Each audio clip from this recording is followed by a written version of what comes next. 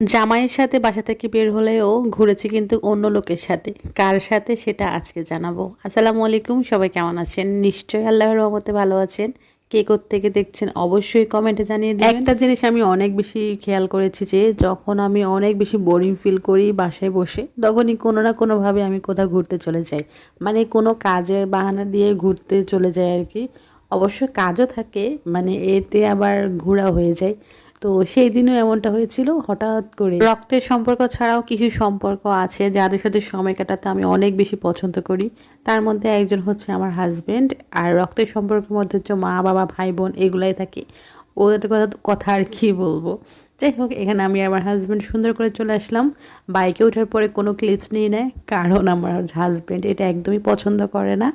আর এটা অনেক রিস্ক, মানে উনি মনে করে। আই থিঙ্ক এটা আমাদের সবারই মেনে চলা উচিত।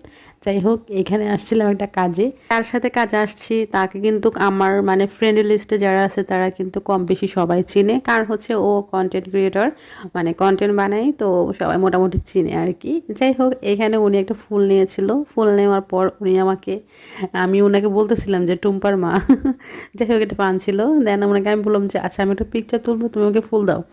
বাট উনি ফুল দিয়ে দাঁড়ায় আছে। দেন আমি বলতেছিলাম যে একটু ঢং করেন, একটু সুন্দর করে দাঁড়ান। দেন উনি সুন্দর করে দাঁড়ালো আর কি। যাই হোক, এই ফুলের কাহিনী তো শেষ নাই রে ভাই ভাই। মানে একটা ফুলের আত্মকাহিনী, একটা ফুল ছেড়ে এই ফুলটাকে আমি সব জায়গায় ইউজ করছি। মানে কি বলবো। যাই হোক, ভাত খেয়ে বের হইতেছিলাম, মানে বের হয়েছি ভাত খেয়েই। পেটে জায়গা ছিল না, তাও এক প্লেট ফুচকা নিয়ে দুজন ভাগ করে খেলাম। বাট ফুচকাটা অনেক মজা ছিল।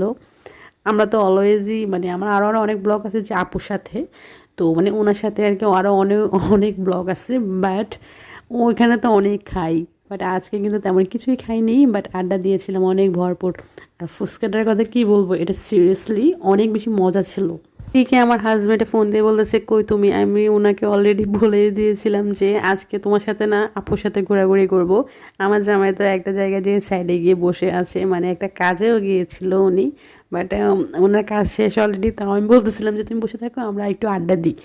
মানে হোয়াট বিষয়টা হলো কি, সবাই জানলো আমার জামার সাথে ঘুরতে বেরোচ্ছি, বাট আমি সময় কাটাচ্ছি আমার আপুর সাথে আর কি। যাই হোক, ফুচকাটা খাওয়া দাওয়ার পর আমরা পার্কের ভিতরে যাব। আর সেই দিন মানে বৃষ্টি, যেহেতু এখন যে বৈশাখ মাস, অনেক বাতাস।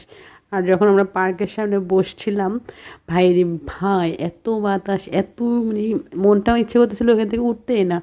মানে জামা কাপড় সব একদম গাছপালা সব উড়ে যেতেছিল আর কি। আর এই নদীটার পানিটা মানে শুধু ছলছল করতেছিল।